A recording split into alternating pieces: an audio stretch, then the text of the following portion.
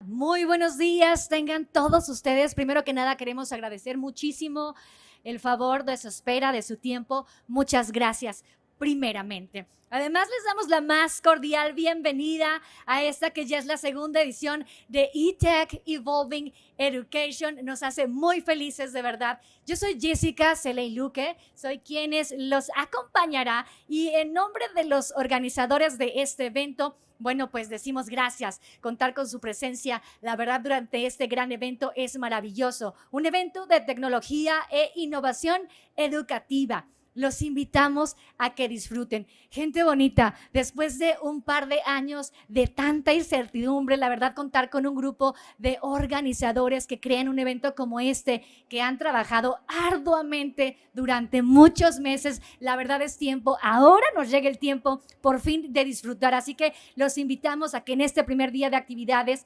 tengan estos paneles y diálogos de expertos con temáticas muy interesantes en torno a las tendencias del sector educativo. Además, tendremos main showrooms donde se presentarán innovaciones y tecnologías educativas. Además, dinámicas como los talleres y momentos de meet and greet en la zona Expo, donde los invitamos a conocer todas las novedades que han traído las empresas expositoras, que son nuestras aliadas en este gran evento de tecnología e innovación educativa. Pues entonces así, si ustedes me lo permiten, vamos a dar apertura al programa de conferencias en esta que es nuestra sala paralela con el panel que se titula Tecnologías digitales y educación para el desarrollo sostenible. Vamos a dar un poquito de contexto.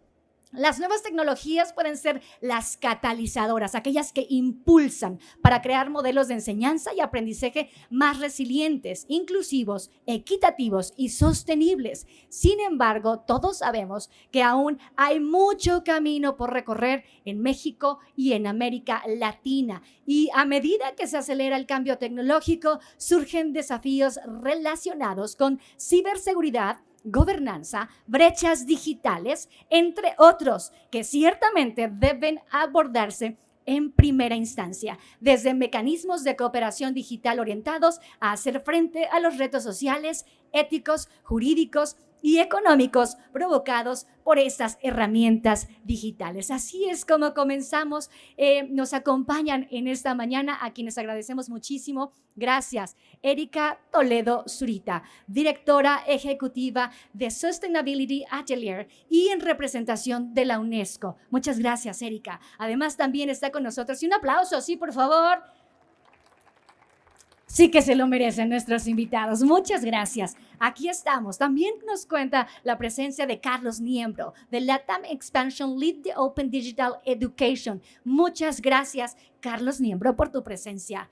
Y además está Antonio González Gres, CEO y cofundador de Competencia Digital Cero, y con ellos profundizaremos y, de ser posible, inclusive reflexionaremos sobre las acciones urgentes que se pueden implementar para acelerar esta transformación y, por supuesto, mirar a un futuro más sostenible en esta que ya es nuestra era digital.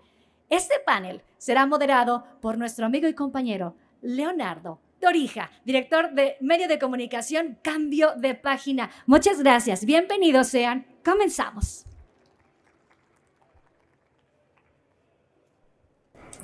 Listo. Gracias a todos. Muy buenos días. Sobre todo, pues reconocer el interés que tienen cada uno de ustedes en este gran evento de tecnología y educación denominado eTech Evolving Education. Y pues evidentemente estamos listos para iniciar. Por la invitación y obviamente al foro de eTech. Pues hablar de los ODS y la tecnología a veces pareciera muy fácil, pero realmente me costó mucho pensar en una respuesta para esta pregunta. Porque la gran transformación digital no se trata de la tecnología, ¿no? Se trata de definir qué es ser un ser humano en una época tecnológica. Y muchos le llaman incluso el ODS número 18, ¿no? La digitalización de la sustentabilidad. Entonces vamos a ver que hay una doble vinculación en este tema. Por un lado hay un gran impacto que puede tener la tecnología en avanzar estos ODS. Vemos, por ejemplo, el uso de la inteligencia artificial en algunos parques nacionales para reconocer especies en extinción. Ahora que fue la pandemia, muchos parques nacionales dependen del turismo, ¿verdad? Y como no había turismo, no había dinero para pagar a las personas que cuidan estas especies. Se le puede enseñar a la inteligencia artificial a reconocer especies como tigres, como elefantes, y eso ayuda mucho en la caza furtiva. Claro, alguien tiene que enseñarle, no es tan fantasioso como a veces pensamos la inteligencia artificial, los humanos tienen que enseñarle. Pero por otro lado, también hay una parte material que a veces siento que se pierde un poquito cuando hablamos de sustentabilidad, ¿no? Esta parte material, que es la parte que se vuelve un poquito más complejo, es el tipo de materias primas que necesitamos para tener una agenda de digitalización y todos estos juguetes tecnológicos tan emocionantes que realmente requieren materiales como el oro, como la plata, como el cobalto, como los diamantes, y evidentemente tienen un impacto político en países como el Congo, en países como Namibia, como Sudáfrica, porque de algún lado hay que sacar la materia prima, ¿verdad? Entonces a lo mejor nosotros vemos un celular que es un aparato integrado, pero tiene un impacto tremendo. Y hay guerras financiadas políticamente porque obviamente se requieren esta clase de insumos, ¿no? Por otro lado, pues también vemos que qué pasa con la basura después de que la usamos estos componentes, ¿no? Muchos de ellos son llevados a Asia y en muchos lugares clandestinos donde queman el plástico para recuperar el cobre, pero tiene un impacto tremendo en la salud, ¿no? Entonces, ahora que sucede esta transformación digital masiva, empezamos a ver un gran consumo de estos aparatos, pero sin entender que realmente vienen de algún lugar, ¿verdad? Y que tienen que ser dispuestos posteriormente. Entonces, yo les diría que hay que verlo a un nivel un poco más sistema, no nada más como ODS de el cambio climático, las ciudades inteligentes. Incluso en las ciudades inteligentes tenemos diferentes tipos. Está la 1.0, donde nada más hacemos una compra pasiva de tecnologías, ¿verdad? Compramos juguetes para la ciudad que son un poquito más grandes que los que tenemos en casa. O una ciudad inteligente 4.0, donde realmente la tecnología no es tan importante, sino que la ciudadanía realmente puede incidir en los servicios públicos, en la vida política, y eso requiere también de cultura democrática, ¿no? Entonces, pensando en estos sistemas que pueden contribuir a la sustentabilidad, vemos por un lado que necesitamos una estrategia para la democracia energética. Todo ocupa energía, ¿no? La tecnología requiere energía. Un tema muy álgido ahorita en nuestro país, pero para darles una idea, las centrales donde guardamos todos los datos usan el 2% de la energía global. O sea, es tremendo, ¿no? ¿Cómo vamos a garantizar esa energía? Y al mismo tiempo, ¿cómo cumplimos con el cambio climático? Porque tiene un impacto tremendo.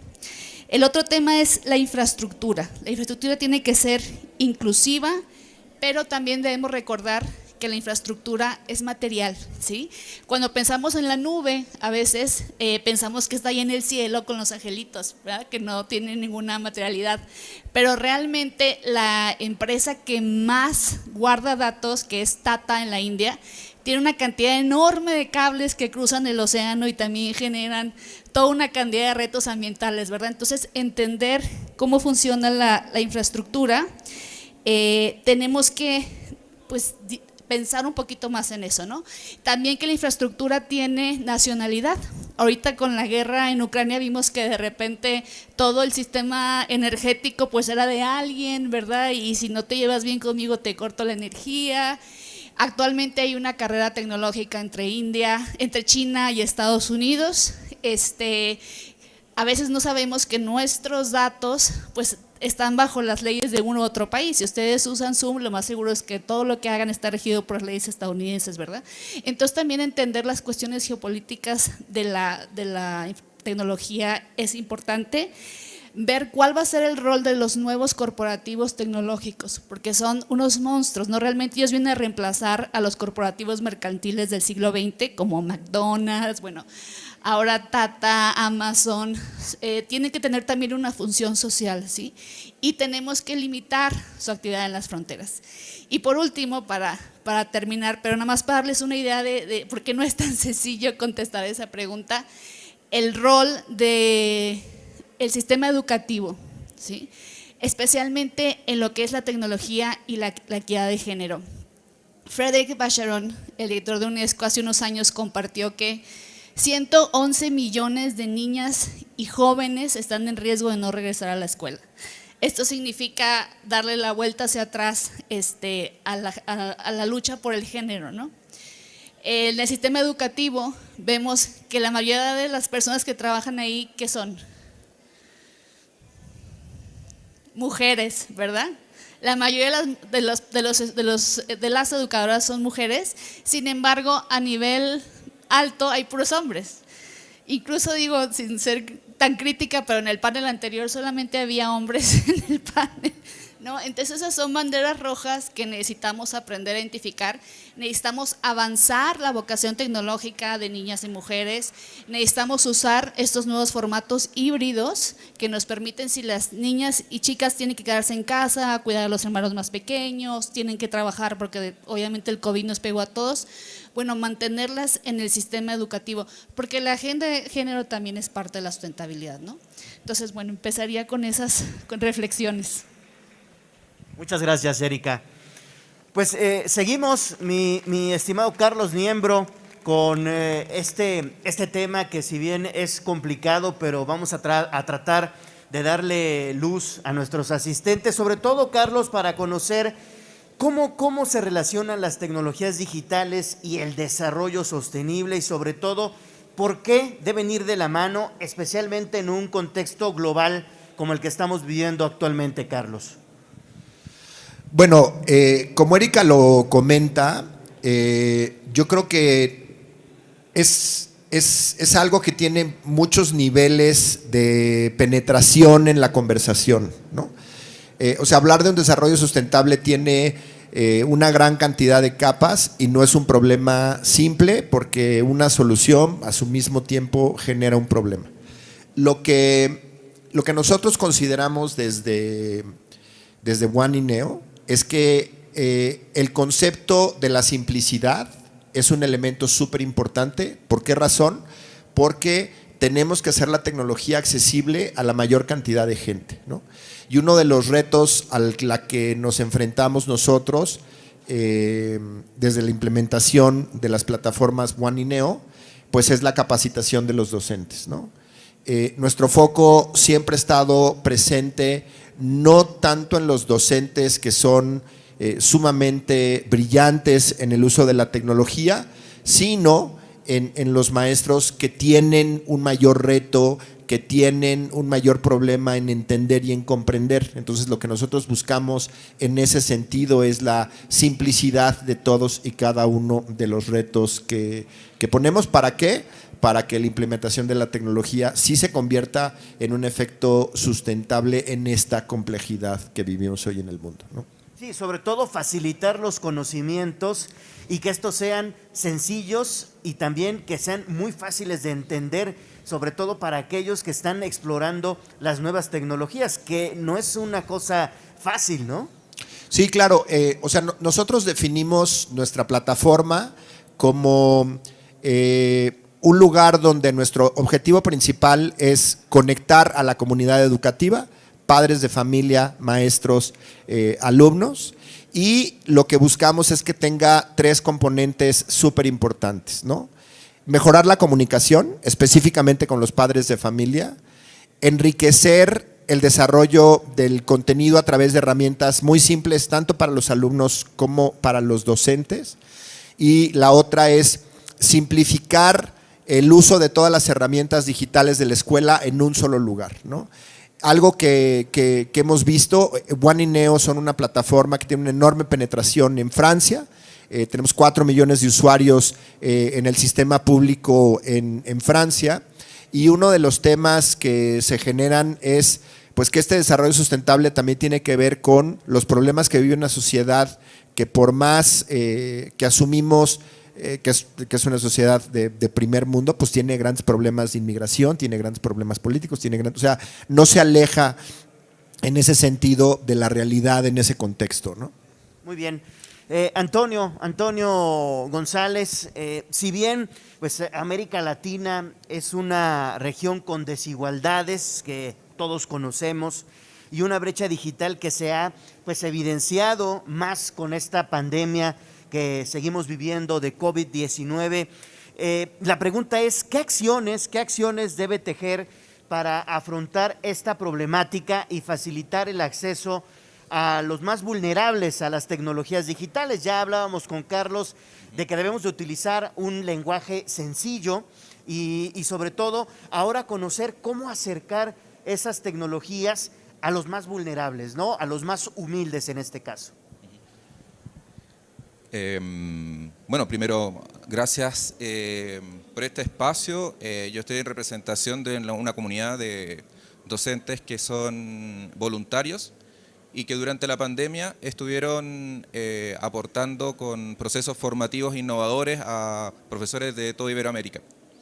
Bajo ese contexto, creo que uno de los elementos importantes en el análisis que hemos desarrollado es precisamente fortalecer la formación inicial docente. La formación inicial de los docentes ha quedado en evidencia en esta pandemia, que efectivamente hay algunos ripios, hay algunos elementos que deben ser más flexibles, que deben incorporar algunos elementos que van a permitir que se vayan generando menos brechas. Nos encontramos en instituciones donde profesores que recién habían egresado tenían las mismas dificultades de aquellos que habían egresado hace 15 o 20 años, lo que nos dice que entonces que el currículum ha sido bastante inflexible y no ha sido un elemento que ha sido o ha ido creciendo con el contexto. Generar nuevos mecanismos de formación para los docentes en ejercicio. Hemos revisado mucho las temáticas que tienen que ver con los talleres, con los webinars, con un montón de elementos que cuando el docente no tiene una noción o un criterio para poder seleccionar estos elementos, es muy difícil que él pueda seleccionar, pueda posicionarse en un sector, digamos, desde la mirada del aprendizaje. Por lo tanto, desde el punto de vista gubernamental, desde el punto de vista de las mismas instituciones, se debe revisar la forma en que se está llevando a cabo este proceso de los profesores en ejercicio. La flexibilización y personalización y adaptación curricular. Ahí hay un tema muy importante. Yo creo que acá en esta feria se va a ver en este evento muchos elementos disruptivos. Hay que revisar bien qué es lo que se está haciendo y cómo estimular aquello, para de la mano ir generando una co-construcción en torno a los diseños educativos, o sea, los recursos educativos abiertos también, que sean acorde a las condiciones en las cuales hoy día se estudia.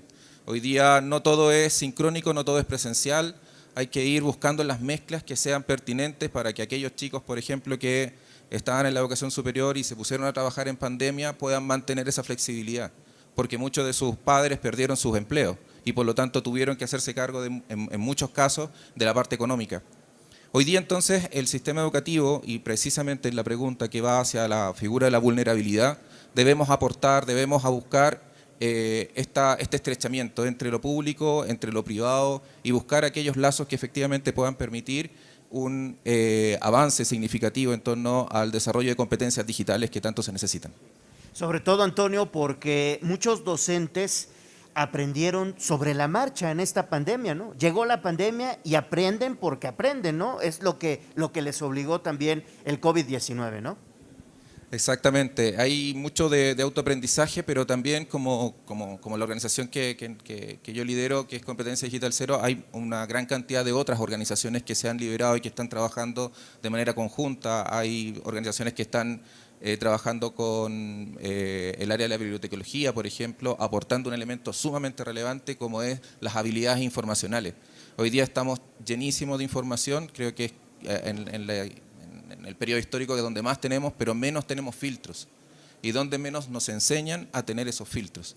Entonces es importante que hoy día también se incorporen estos elementos, como la curación de contenido, que es una técnica entre comillas sencilla, pero involucra que de alguna otra manera se genere el pensamiento crítico que tanto necesitamos. Claro. Ahora bien, como lo mencionábamos ya en la introducción a este panel, se deben de crear mecanismos de cooperación digital multilateral para afrontar los desafíos sociales, éticos también, jurídicos y económicos, esto producto de las herramientas digitales que estamos abordando. Pero la pregunta siguiente, Erika, si nos permites, es ¿qué factores son clave o qué factores podrían ser claves para lograr sinergias entre los gobiernos, entre la sociedad civil, las comunidades académicas, técnicas, incluso el sector privado, para alcanzar una cooperación digital sostenible? Nada más eso, te contesto. ¿Okay? Bueno.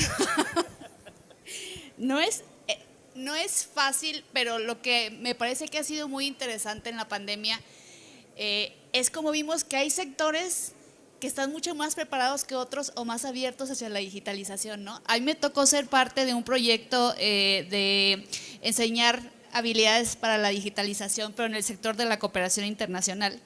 Y trabajamos en Bolivia, y ahorita que mi colega, se me fue tu nombre. Antonio y Carlos, que hablaba de esta plataforma, por ejemplo, en Francia, que tenía 4 millones de usuarios. Nos tocó lidiar con comunidades, por ejemplo, aymara, ¿no? Entonces fue muy chistoso porque las mujeres indígenas aymara ya habían comprado su inscripción al Zoom, ya sabían cómo meterse al Zoom, ya estaban listas, ahí las veías bien hermosas con toda su ropa, pero la agencia de cooperación alemana, que era quien financiaba esta capacitación, no tenía permiso para entrar en Zoom, no tenía permiso para usar todas las aplicaciones estadounidenses por cuestiones éticas. No sabían realmente si cumplían con las leyes europeas del uso de datos, porque allá no se permite el monitoreo de a qué horas entras a una plataforma, a qué horas sales. Hay muchas restricciones sobre los megadatos, cómo se usan. Entonces vemos que de repente hay sectores que están avanzando tremendamente en esta agenda, incluso algunos maestros que empezaron a hacer colectivos, que empezaron a indagar todo este mundo. Entonces aquí realmente tenemos que ser muy abiertos de que a lo mejor ni siquiera va a ser el sector tecnológico quien va a liderar esta revolución. Vemos estudiantes que están haciendo cosas increíbles con la tecnología. Creo que ese es el gran futuro, ¿no? En lo disruptivo, en pasar a ver en dónde está la energía para cambiar ese sistema.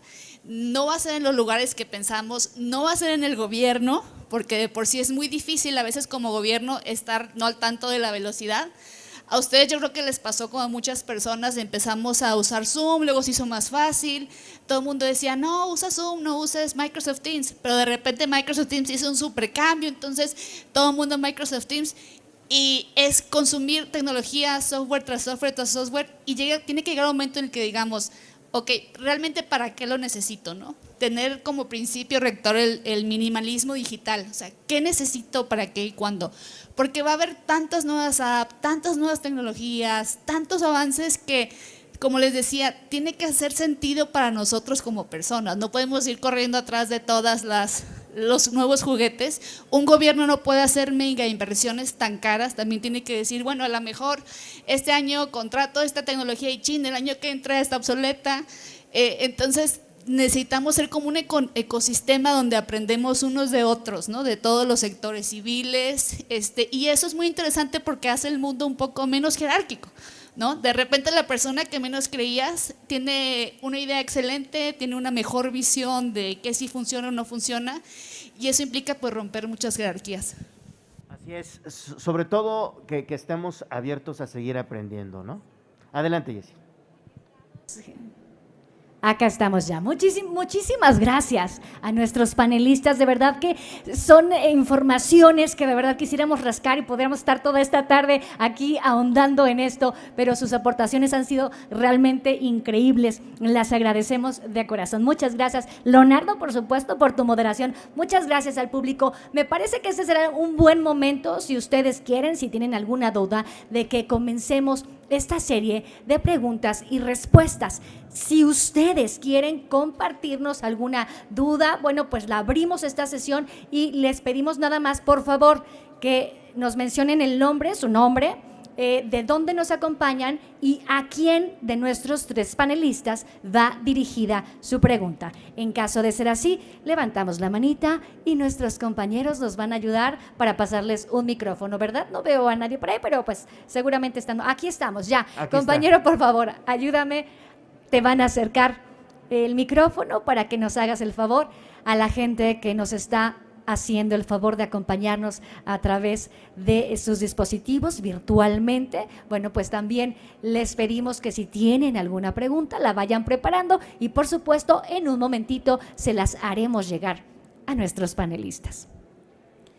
Ahí viene ya el micrófono. Ya aquí tiene, acá. Ahí está. Levantamos la manita, ahí está. Gracias.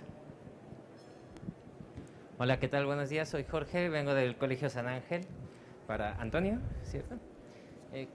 ¿Cómo evitamos que toda esta revolución digital en la educación, sobre todo yo siendo parte de un colegio particular, lo veo mucho, al final lo que termine sea ahondando las diferencias entre, sobre todo los pobres y los que sí tienen recursos para todos estos gadgets, acceso a internet de calidad, etcétera?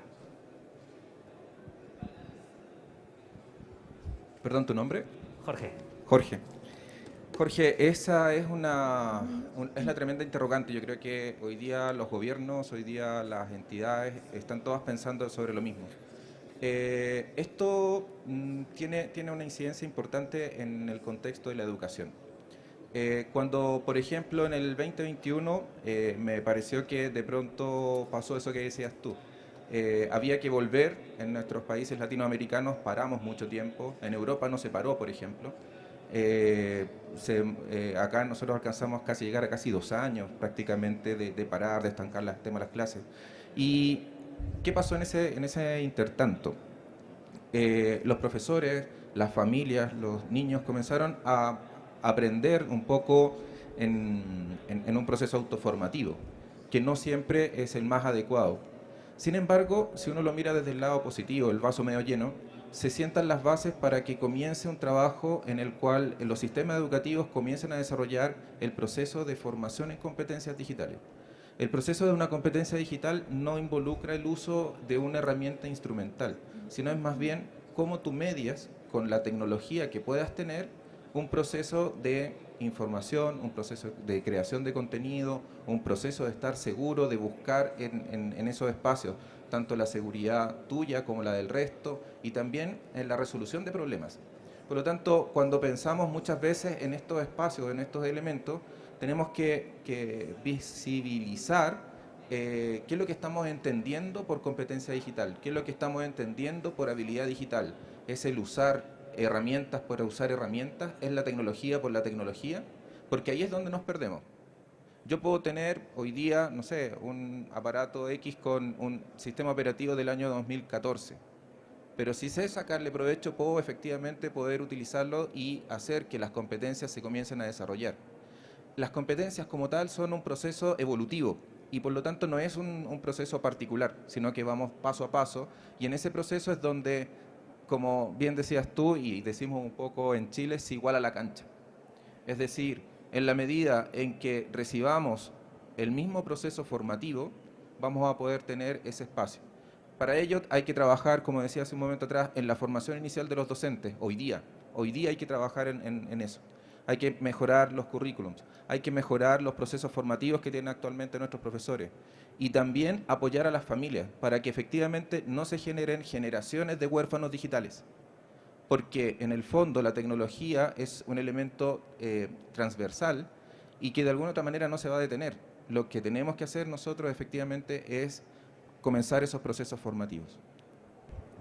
Agradecemos mucho, muchas gracias por tu pronta respuesta. Esperamos que esté ya muy claridad en tu duda. Tengo por ahí alguna otra preguntita con nuestra audiencia. A ver, tenemos a Ale. Ale nos va a hacer el favor de hacernos llegar una pregunta que tenemos con nuestra audiencia, quien se conecta virtualmente. Ale, te escuchamos.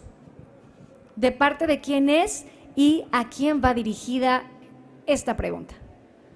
Hola, buenos días a todos. De parte de Carmen Luz desde España nos comenta: excelente iniciativa de la competencia digital cero. La misma debe mantenerse ante los distintos retos que se enfrentan los docentes en un exigente y competitivo marco laboral. Muchas gracias, gracias. Tenemos audiencia desde España, a quienes saludamos por su cordial visita. ¿Hay alguna otra duda que tengan aquí, nuestra audiencia presente? Por favor, aquí adelante, si nos hacen el favor, compañeros, de trasladar. Venimos con toda nuestra rapidez, Agradecemos mucho. Le reitero, el caballero de aquí enfrente, su nombre, de dónde nos acompaña y a quién va dirigida la pregunta. Hola, pues antes que nada, muy buenos días, bienvenidos. Mi nombre es Ricardo Alberto Gómez Ruiz y participé en Docentes Extraordinarios, siendo el representante del Estado de Puebla hace 2 años. Entonces, la verdad, gracias.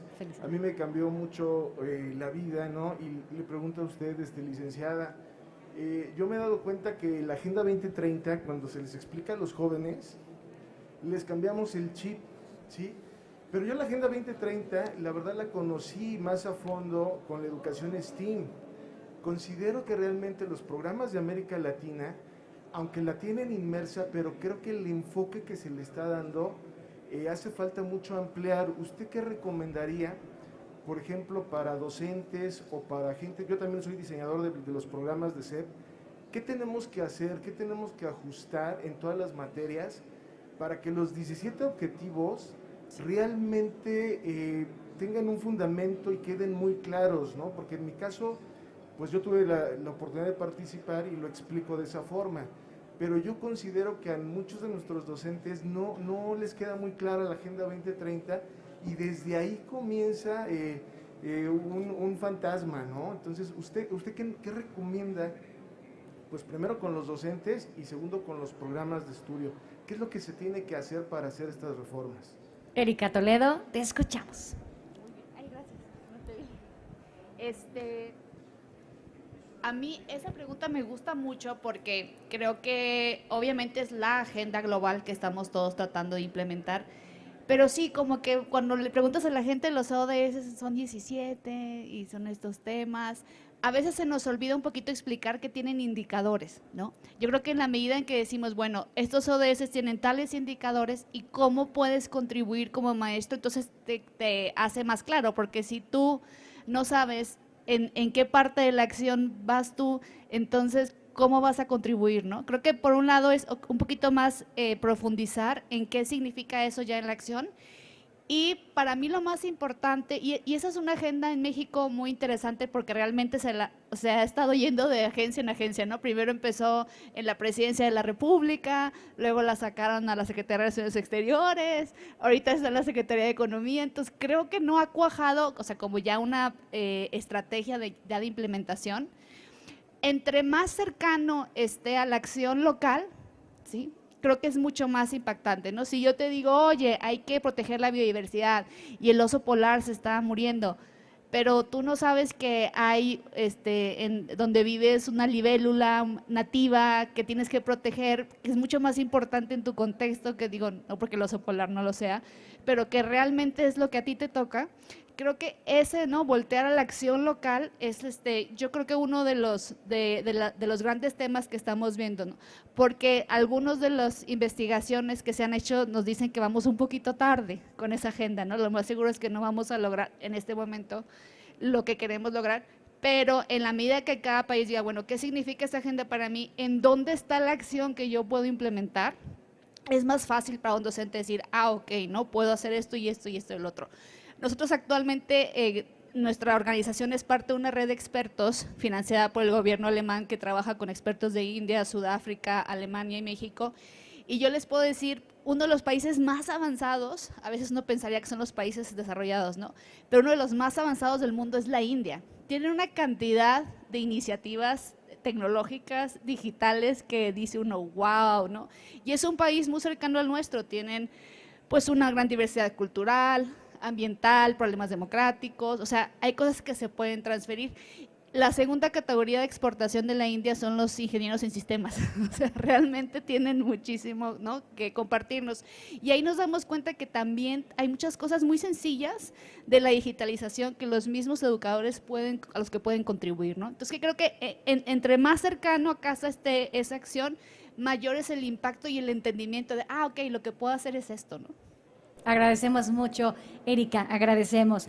Ya este es el momento, insisto, nos encantaría quedarnos por acá. Me están dando una instrucción, tenemos todavía otros minutitos. ¿Hay alguna otra pregunta por ahí que nos quieran hacer? Virtualmente nos hacen llegar una pregunta. Alejandra, por favor, te escuchamos.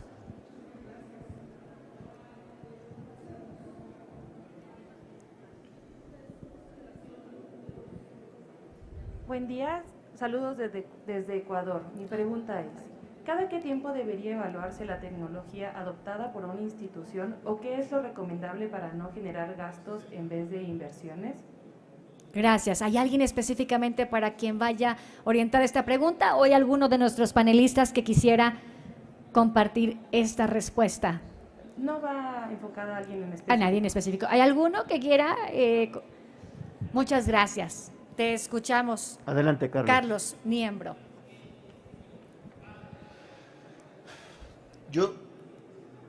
Uno de los objetivos que también se buscó con el diseño de la herramienta que nosotros implementamos es que fuera de muy bajo costo. O sea, uno de los componentes es que la idea de la tecnología no tiene por qué ser una experiencia sumamente costosa, ¿no? O sea, tenemos que poder pensar en la creación de herramientas donde el esquema del volumen sea una oportunidad de otorgar herramientas funcionales a costos que sean accesibles pues en todos los países de la región, ¿no? Y que no requieran una inversión mucho mayor en ese sentido, ¿no? No sé si estoy contestando más o menos bien. Agradecemos, esperemos que la duda haya quedado despejada. Agradecemos muchísimo a la gente que se está conectando de manera virtual. Gracias, yo espero que sí. Si no, ahorita nos contesta. Te agradecemos tanto. Ya sería esta nuestra última pregunta presencial. ¿Hay alguien por ahí que quiera hacer alguna pregunta presencial? De no ser así, bueno, pues de no ser así, entonces agradecemos muchísimo a nuestros panelistas por sus respuestas. Agradecemos tanto también a ustedes, nuestra audiencia, porque hacen interesantes preguntas. Siempre esto, entender por dónde podemos ir consiguiendo mucha más información y agrandar nuestro conocimiento, es justamente lo que nos tiene aquí. Muchísimas gracias. Y si ustedes me lo permiten, finalizaremos este panel con la entrega de reconocimientos a nuestros panelistas. Gracias. Por favor, por allá tenemos a nuestro querido, ¿quién va a ser? Salvador, ¿quién nos va a ayudar? Ahí está. Bueno, pues, ¿qué te parece? Sí, Leo, te puedo dar a ti, yo los nombro y tú se los entregas. ¿Te parece? Con mucho gusto. Hagamos equipo, hagamos sinergia. Entonces, entregamos este reconocimiento para Erika Toledo Zurita. Muchísimas gracias por tus aportaciones, tu tiempo. Muchas gracias, Erika. Erika Toledo, muchas gracias. Un pequeño reconocimiento. Uy. Muchísimas gracias. Nuestro siguiente reconocimiento es para Carlos Miembro de la TAM, Expansion Lead de Open Digital Gracias, Education. Chava. Gracias. Carlos, muchas gracias por tu participación en ITEC. Gracias, Carlos.